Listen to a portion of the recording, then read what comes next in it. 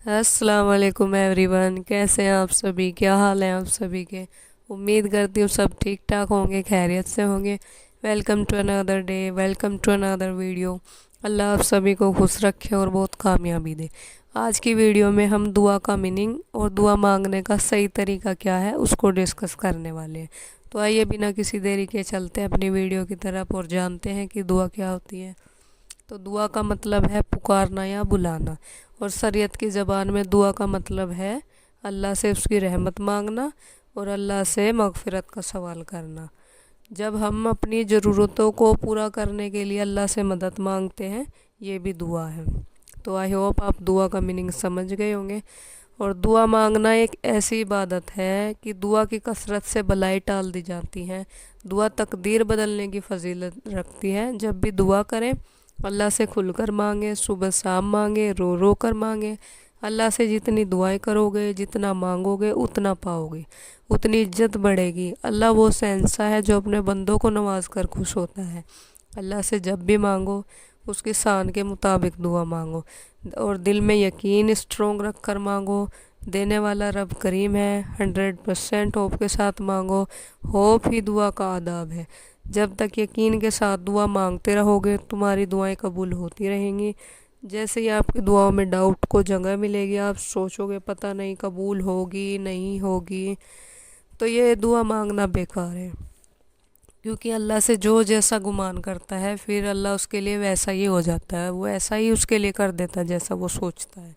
तो कोई भी इंसान कभी भी दुआ मांग सकता है। कोई गुनाहगार है वो ये ना सोचे कि मैंने गुनाह किए हैं, मेरा कहाँ अल्लाह दुआ कबूल करेगा, ऐसा बिल्कुल नहीं सोचना है। क्योंकि ये अल्लाह ने कहीं नहीं कहा कि मैं सिर्फ अपने नेक बंदों की दुआएं कबूल करूँगा।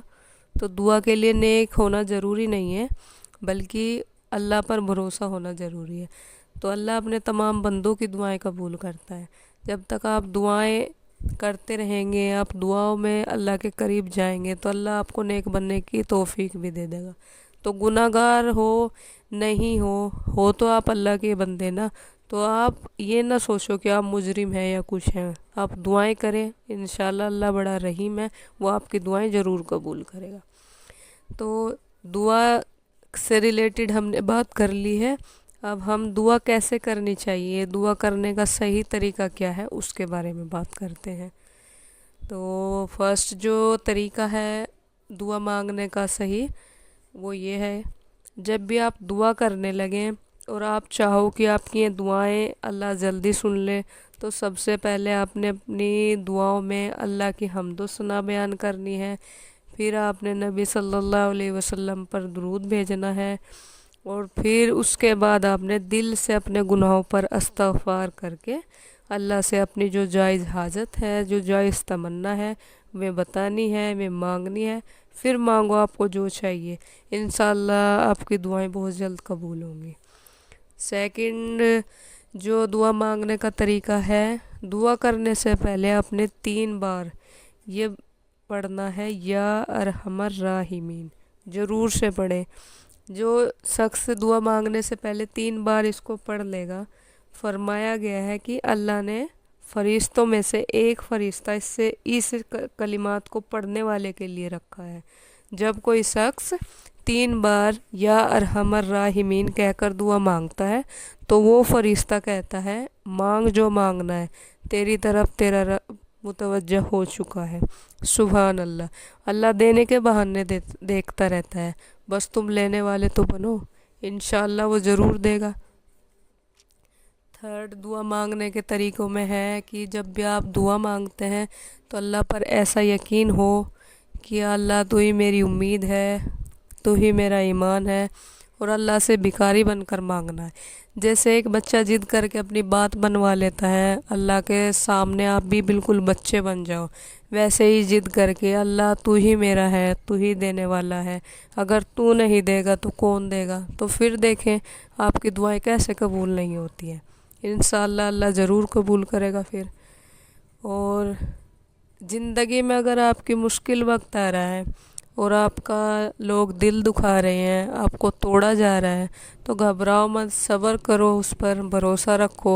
तो जो जुल्म कर रहे हैं उस पर सब्र कर जाओ बस, कुछ मत बोलो, अपना मामला अल्लाह की बारगाह में छोड़ दो और अल्लाह से दुआ करो। फिर देखना कि अल्लाह ताला मतलब तुम्हारी तकदीर उन लोगों के सामने कैसे बदलता है। अल्लाह ताला तुम्हें उन्हीं लोगों के सामने कैसे ताकतवर बनाकर खड़ा करता है। जब गम देने वालों के जुल्म पर आप सब्र करके अल्लाह को अपने गमजदा दिल का हाल बताओगे, तो ऐसा गम वाला दिल अल्लाह के बहुत ही करीब हो जाएगा।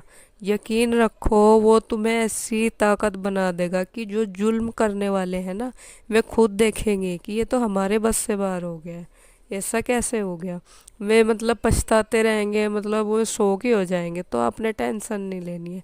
ऐसे गम जब भी आपको मिले तो तब तब खास कर अल्लाह से दुआ करो और फिर देखो कि अल्लाह कितना रहमान और रहीम है, आपकी किस्मत कैसे जगाता है। दुआ का जो लास्ट स्टेप है सही से मांगने का, उसमें है कि दुआ में अल्लाह से अल्लाह को ही मांगो।